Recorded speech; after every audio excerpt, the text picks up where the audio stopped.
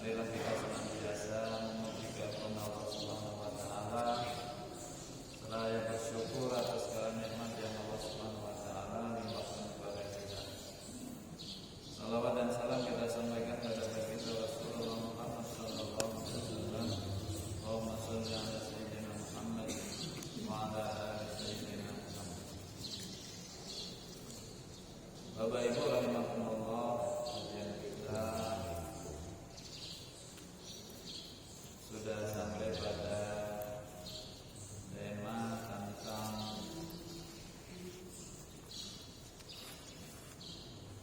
ahkamul janaiz, hukum-hukum yang terkait dengan jenazah.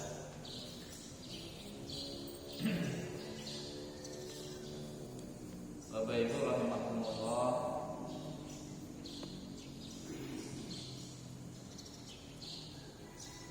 setiap orang yang hidup pasti akan mengalami mati.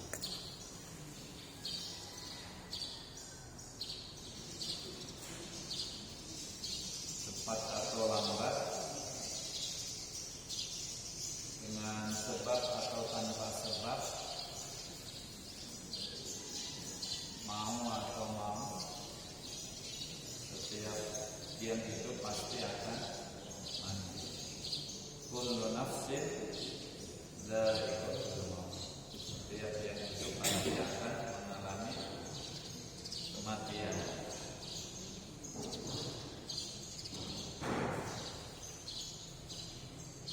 Rasulullah sallallahu alaihi wasallam mengingatkan kepada kita agar kita senantiasa memperbanyak ingat akan kematian,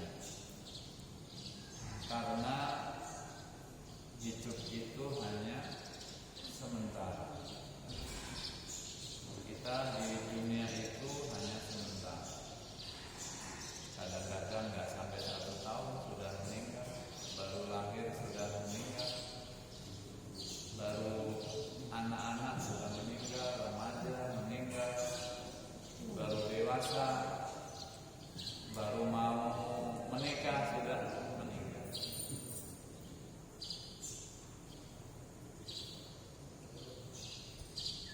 Atau ada yang meninggal sampai tua. Bahkan ada yang sudah tua renta, sudah harim, sudah pikun, enggak mati-mati. Jadi kematian itu merupakan rahasia Allah Subhanahu wa taala.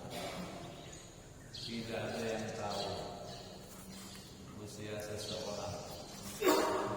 Bahkan orang yang sudah sakit sangat parah, sudah divonis hidupnya tidak akan lama, tidak lebih dari 1 bulan, ternyata Allah berkehendak lain, masih diberi hidup dalam waktu yang lama, sakitnya parah, kemudian Allah memberikan kesehatan kembali sehingga hidup lebih lama. Tetapi yang pasti suatu hari kita pasti akan meninggal dunia. Maka Rasulullah mengingatkan kepada kita, selama hidup di dunia ini jangan lalai. Jangan lalai. Jangan merasa karena masih sehat, jantungnya masih sehat, parunya masih sehat, livernya masih sehat, darahnya, aliran darahnya masih sangat baik, semuanya baik, lalu merasa masih lama ajalnya, masih lama, seolah-olah dengan kesehatan yang sangat prima, kemudian meninggalnya masih lama, hidupnya masih lama. Padahal sesungguhnya mati itu tidak mesti didahului oleh sakit. Ada yang orang yang sangat sehat, rajin olahraga, tapi kemudian meninggal. Wallahu a'lam. Tidak ada yang tahu, tidak ada yang bisa memperkirakan, tidak ada yang bisa memastikan bahwa ada seseorang itu akan datang segera atau lama. Sama sekali tidak ada yang bisa minta. Kaum muslimin rahimakumullah,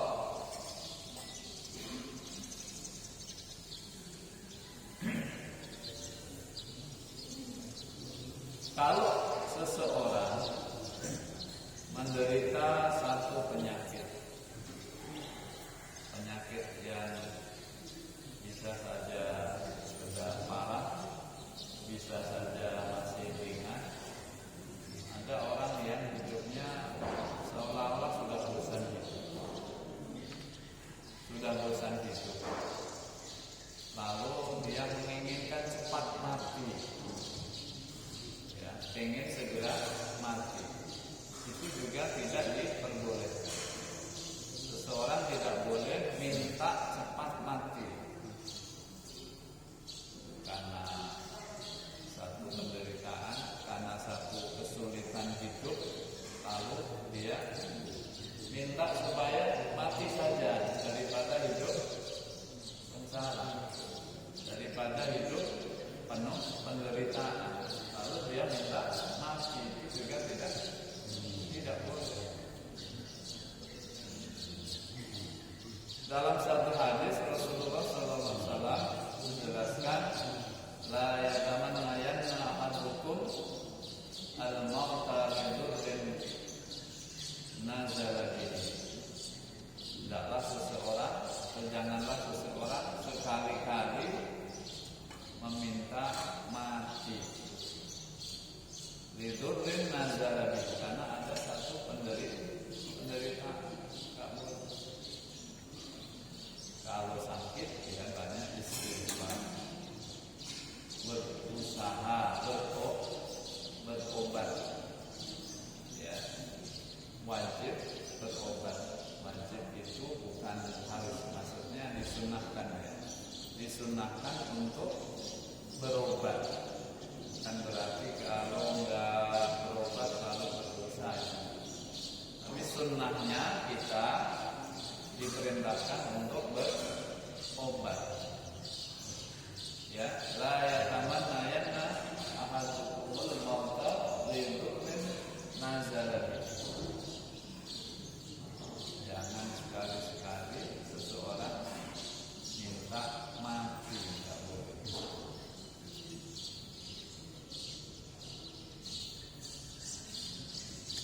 Faikana la mahala, kalau seandainya kondisinya sudah sedemikian parah, maka baliyakul Allahumma ahyina maka nasil hayat khairan, ya Allah, berikanlah kami hidup, biarkan kami hidup selagi hidup lebih baik bagi kami. Sebaliknya, matikanlah kami apabila kematian lebih baik buat kami. Jadi minta yang terbaik. Kalau menurut pandangan Allah yang baik mematikan kita, maka kita minta dimatikan. Kalau yang baik memberikan hidup kepada kita, maka kita minta kehidupan yang lebih baik. Jadi doanya bukan minta mati, tapi minta yang terbaik. Apakah yang terbaik itu meninggal atau hidup? Ya. Jadi bukan minta mati, tetapi minta yang terbaik. Kita minta yang terbaik, bukan minta mati. Tidak boleh. Bapak Ibu rahimakumullah,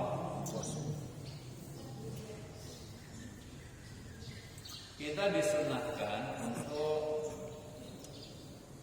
mempersiapkan diri untuk menghadapi kematian. Bersiap diri, mempersiapkan diri kita untuk menghadapi kematian. Kematian itu pasti. Dan setelah kematian, kita nggak bisa berusaha lagi memperbaiki diri kita, nggak bisa lagi.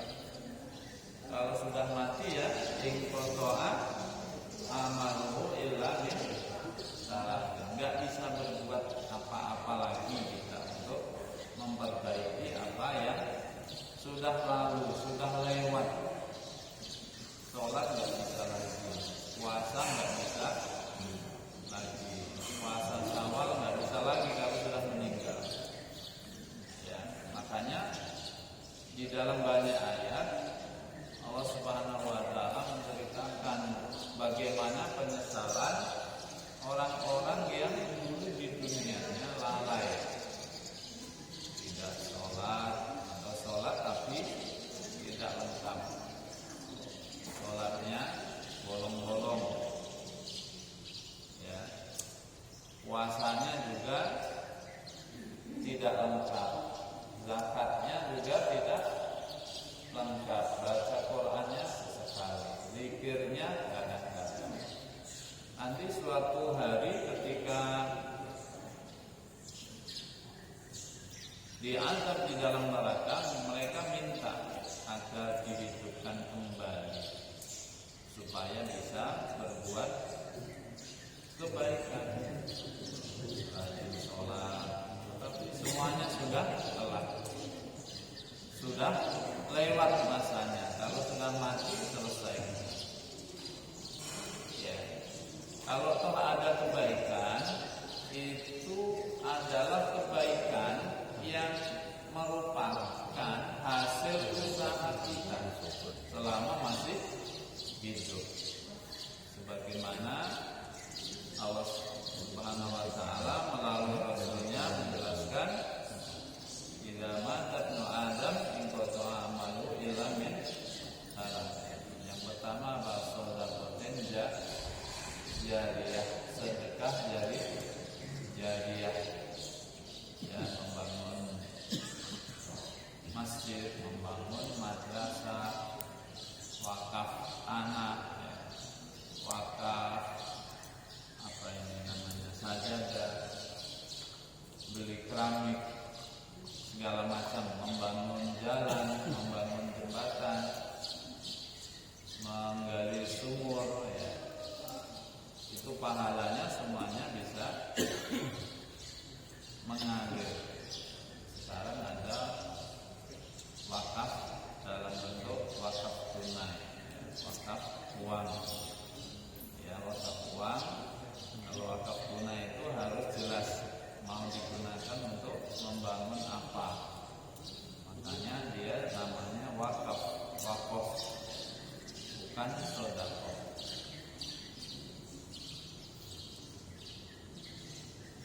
Yang kedua, bahwa ilmin yuntafa'u bih. Kalau seseorang mengajarkan ilmu, lalu ilmu itu diamalkan, maka yang mengajarkan itu ikut memperoleh pahala yang selalu mengalir sampai orang yang kita ajarkan itu meninggal. Kalau diajarkan lagi, murid kita mengajar lagi kepada orang lain, maka terus mengalir pahala kita. Atau yang ketiga, waladin sholihin yasmura, anak-anak yang soleh yang mendoakan kedua orang tua. Itu yang bisa menambah. Ibaratnya kalau dikatakan sebagai income itu ya income yang pasif, gitu ya, yang pasif income.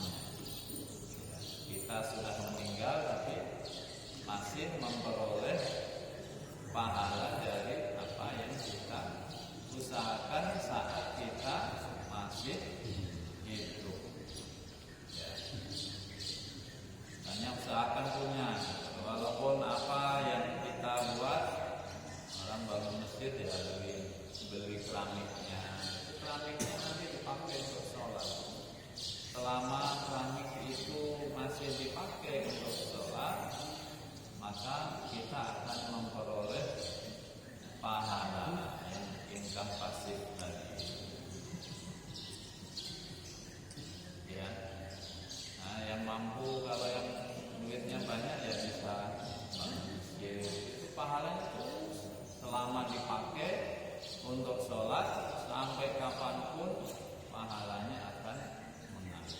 madrasah, pesantren misalnya, selama masih dipakai untuk belajar, maka pahalanya akan terus mengalir.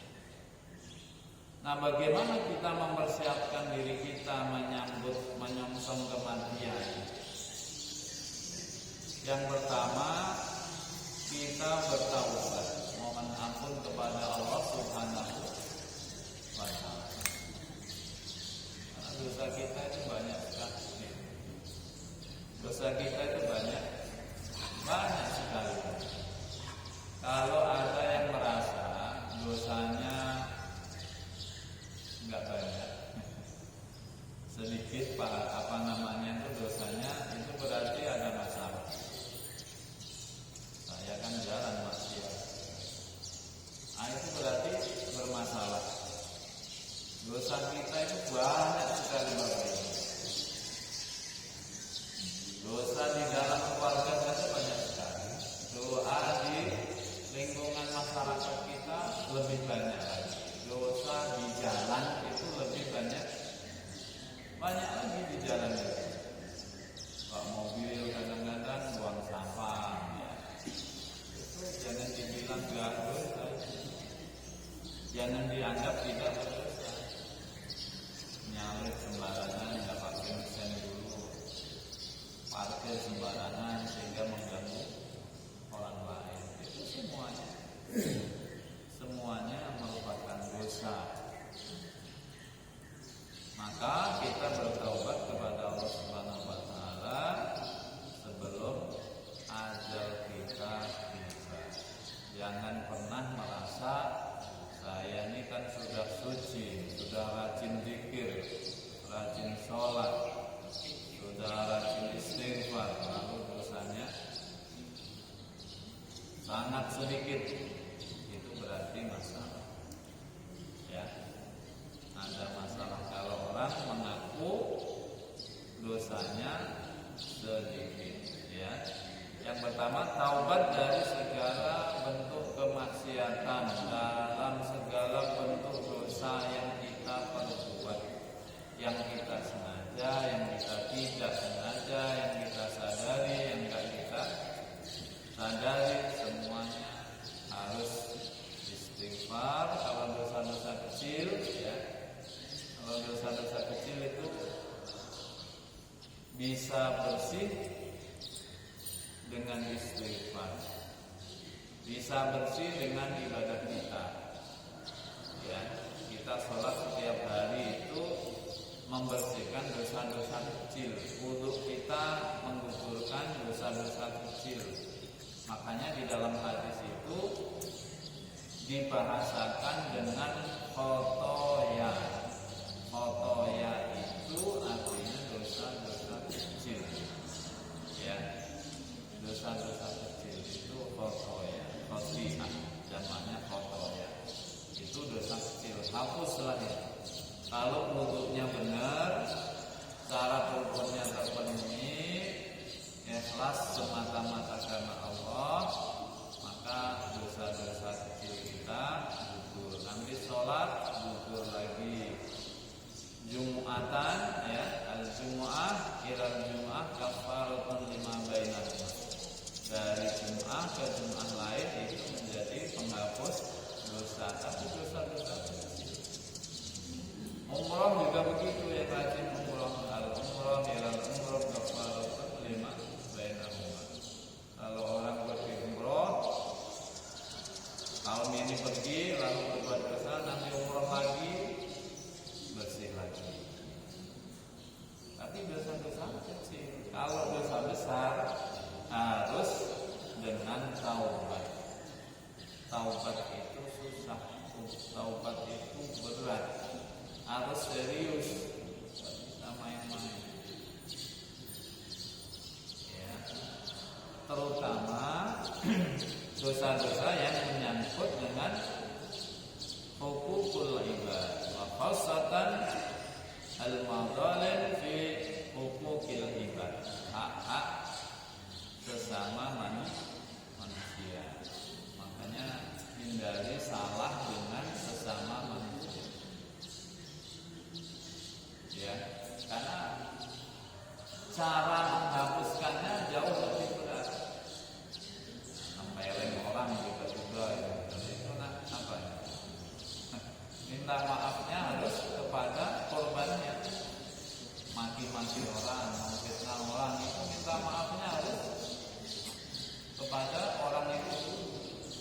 Pernah maling harus minta maaf dulu, dikembalikan harta benda yang dicuri itu.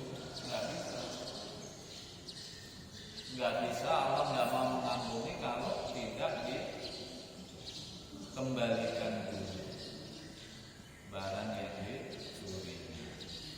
Ya, pernah korupsi, pernah maling, ya, pernah maki-maki orang, ya minta maaf dulu, baru memohon ampun kepada Allah Subhanahu wa Ta'ala. Membuang sampah di jalanan, padahal ada pasukan orangnya.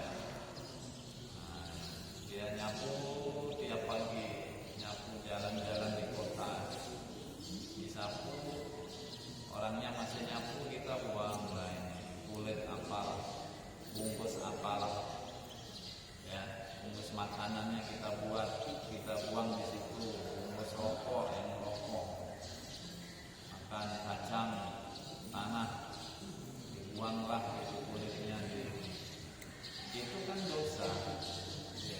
Dan minta maaf susah karena harus kepada orang yang menjadi korban dari kejahatan. Nah, yang punya hutang ya dibayar dulu gitu. Dibayar dulu, kecuali kalau yang bersangkutan itu, orang yang dihutangi itu mengikhlaskan.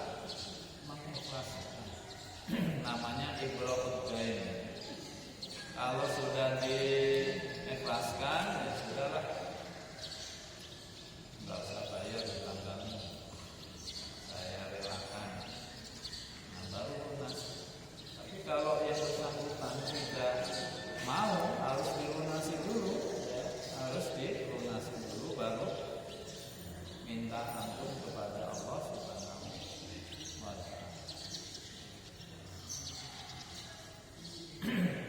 Nah, orang yang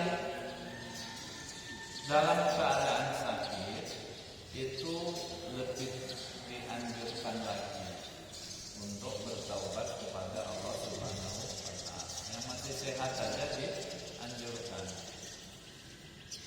apalagi yang sudah sakit atau sakitan itu lebih dianjurkan lagi untuk bertaubat kepada Allah Subhanahu wa Ta'ala. Jangan ini sudah sakit masih suka marah-marah, ya. Ada nggak?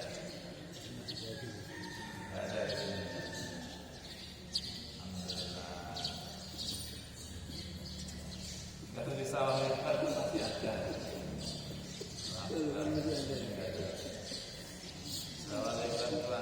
Sudah sakit masih juga kita emosi, sudah marah-marah,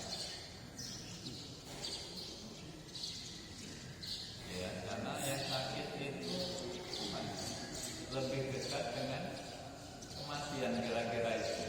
Kalau boleh dibilang sakit itu adalah muqaddimahnya kematian. Walaupun mati itu tidak harus pakai muqaddimah, ya. Tapi yang jelas sakit itu merupakan muqaddimahnya kematian. Maka yang sudah Allah kasih warning, Allah sudah kasih peringatan, ya istighfarnya harus lebih banyak, ya. Jangan malah kalau sakit udah dilayani sedikit, dilayani kurang tepat sedikit, malah negak-negak, ya. Biasanya gitu. Kalau sakit minta dilayani lah, minta pokoknya pelayanan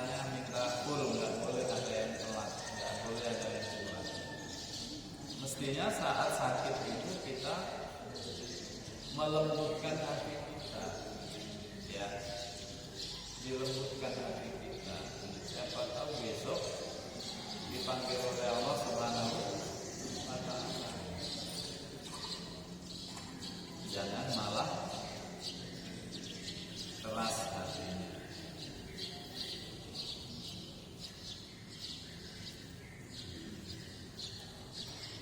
Bapak Ibu rahimakumullah,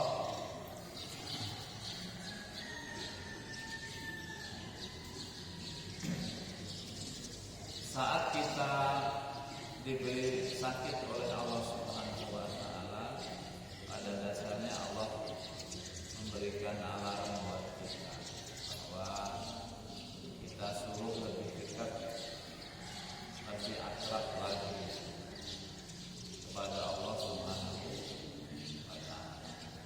Nah, sakit hendaknya tidak menjadi beban yang berlebihan, ya, karena rasa sakit itu atau sakit itu sebetulnya dibutuhkan oleh kita. Sakit itu dibutuhkan oleh kita sebagai alarm.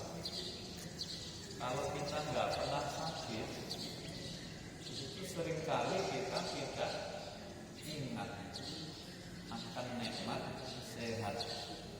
Kalau kita nggak pernah sakit, itu pasti ada rasa apalah, rasa sombong, rasa angkuh. Kalau memang orang sakit, orang kok tiap hari sakit,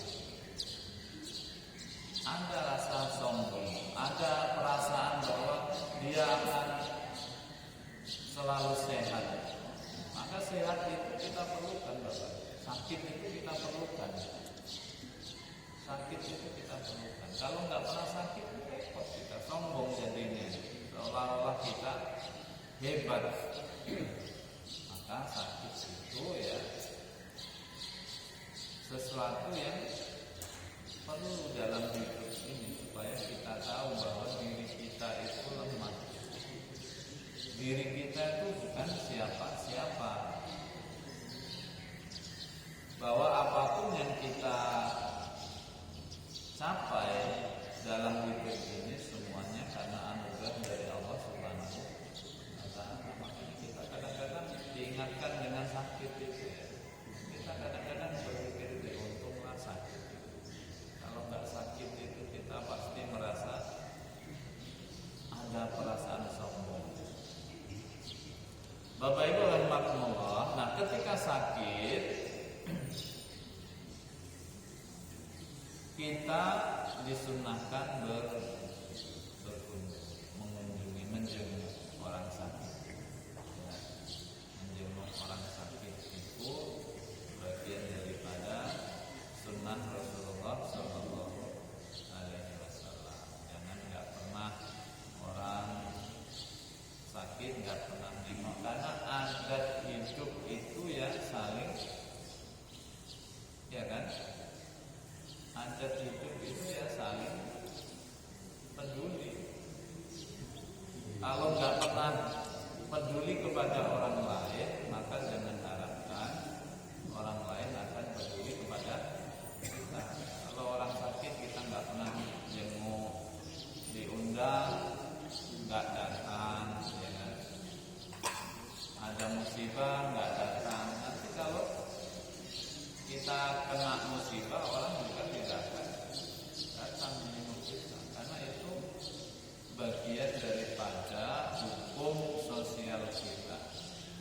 Ya, secara sosial kebaikan kita itu akan dibalas oleh sesama kita. Kalau nggak rajin berkunjung, ya jangan harap nanti kita dikunjungi oleh saudara-saudara kita, kawan-kawan kita. Bapak Ibu rahimakumullah, kalau orang sakit apa yang perlu dilakukan? Yang pertama, terutama kalau yang sudah parah, ya. Yang pertama disunahkan untuk menghadapkannya ke arah kiblat. Ya, diarahkan ke arah, dihadapkan ke arah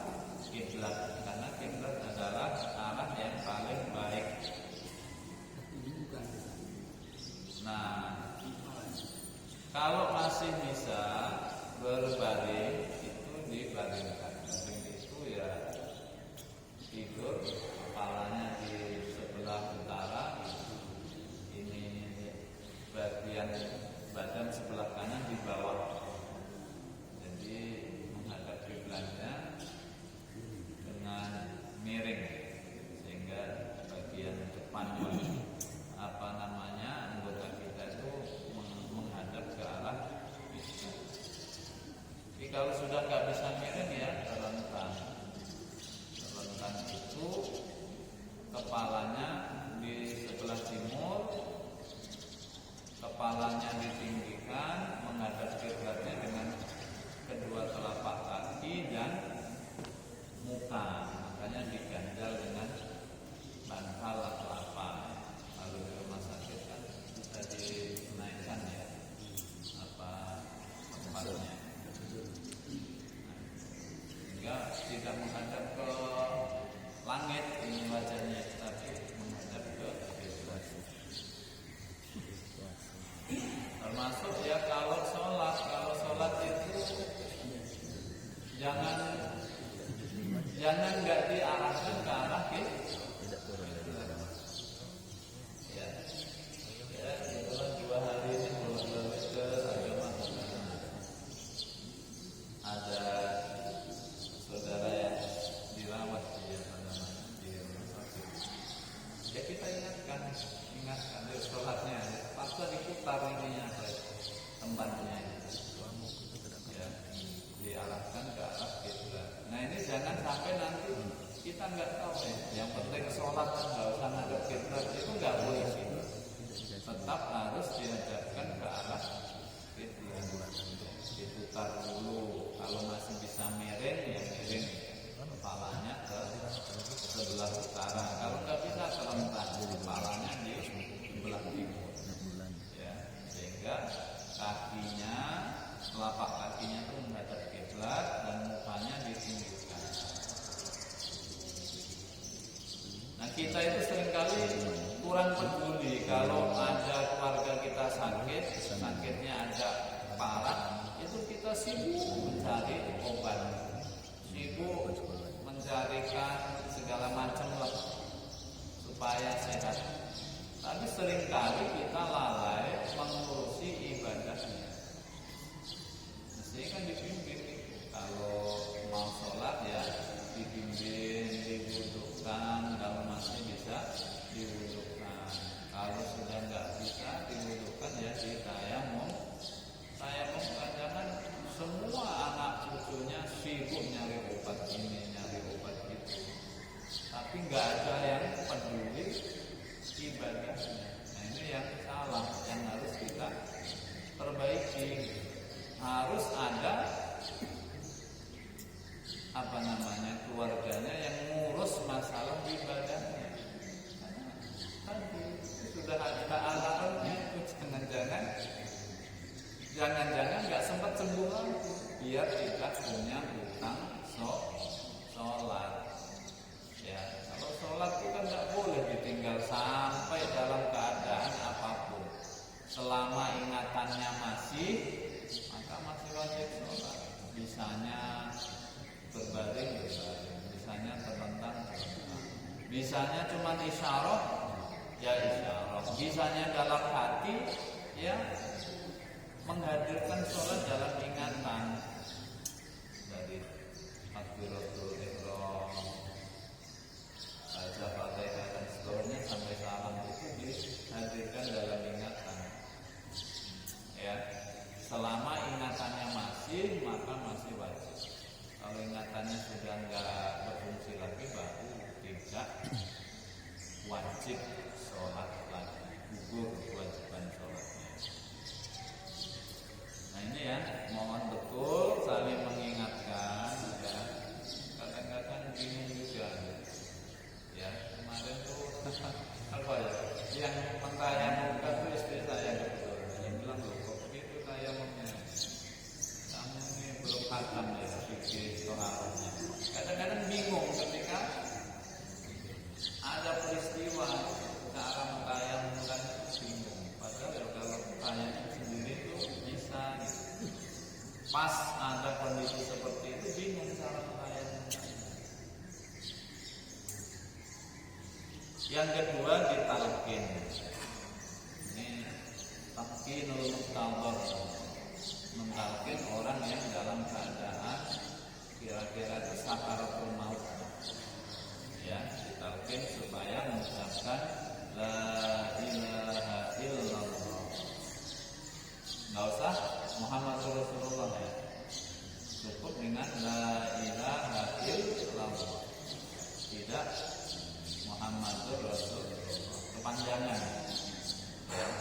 dengan hadis. Kalau di sini dijelaskan cukup la ilaha illallah. Ya. Kalau sudah sekali mengucapkannya, itu nggak perlu diulang-ulang Bapak Ibu. Hanya terus ulang lagi, nggak usah. Karena kalau dalam keadaan sakaratul maut itu, kalau diulang-ulang terus, dipaksa mengulang-ulang, takutnya dia malah bosan. Kalau bosan nanti dia malah mengucapkan hal-hal lain yang tidak kita inginkan. Kalau sudah sekali mengucapkan la ilaha illallah sudah. Kalau nanti misalnya setelah mengucapkan la ilaha illallah dia ngigau ngomong kemana-mana, nah baru diingatkan lagi. Tapi kalau sudah sekali dan dia enggak mengigau, tidak ngoceh kemana-mana, ya sudah cukup sekali aja. Ya. Atau kalau la ilaha illallah kepanjangan ya sebut Allah boleh. Ya. Biar ringan. Nah, kalau dia sudah mengucapkan, sebaiknya kita yang mengucapkan. Kita baca la ilaha illallah. Biar dia dengar, biar dia mengikuti. Kita yang berzikir la ilaha illallah. Jangan yang sakit disuruh mengulang-ulang.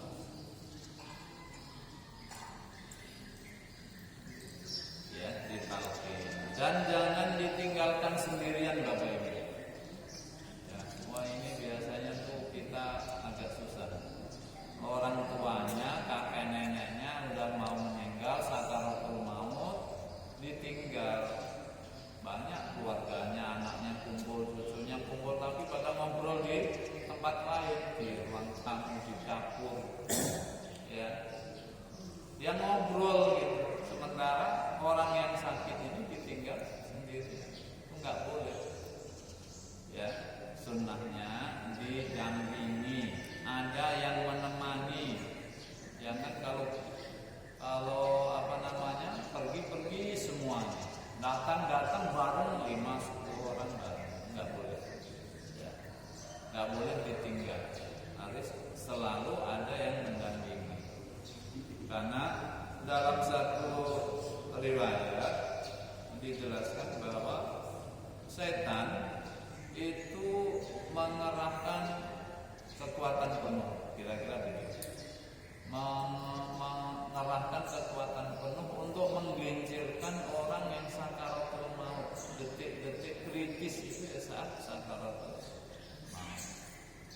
Jadi nanti setan itu pada menampakkan dirinya dalam bentuk orang-orang yang menyayanginya yang sudah meninggal lebih dahulu. Ya, datuknya seolah-olah datuknya ini datang, setan padahal. Ya, mut Yahudiyan, kalau mau selamat matilah kamu dalam keadaan Yahudi. Kalau nggak didampingi, nggak dipikirkan tadi, kan bisa tergelincir. Kalau pada saat itu seseorang terpedaya oleh tipu daya setan, maka akan sangat rugi karena meninggal dalam keadaan tidak husnul khotimah. Nanti datang lagi bapaknya yang dulu sayang sekali, padahal itu setan. Bapaknya seolah-olah datang.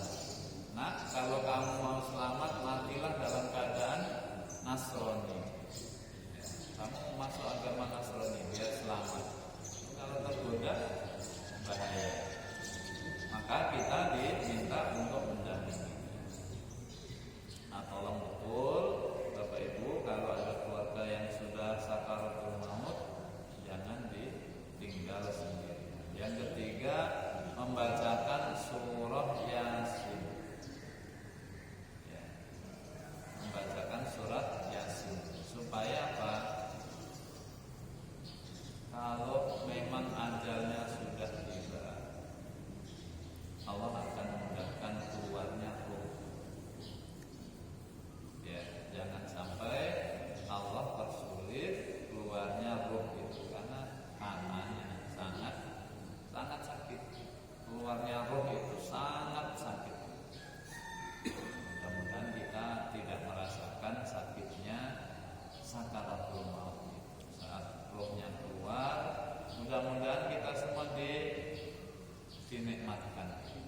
dinikmatkan. Karena nanti Bapak Ibu, ketika kita mau meninggal, sebelum nyawa kita selesai keluar dari tubuh kita, Allah akan perlihatkan tempat kita di surga atau di neraka. Makanya ada orang yang begitu meninggal matanya itu terbuka, terbelalak, kaget dia dengan tempat yang akan dia tempati nanti. Melihat neraka siksanya sedemikian hebat, kaget dia, makanya matanya terbelalak. Ada juga yang dia meninggal dalam keadaan tersenyum karena melihat tempatnya yang bakal nanti dia tempati di surganya Allah Subhanahu wa Ta'ala. Ya, kita disunahkan baca surat Yasin, membantu dia memudahkan keluarnya.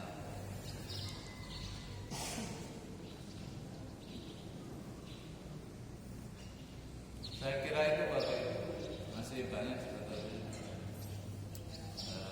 perlu dijelaskan ya, karena waktunya sudah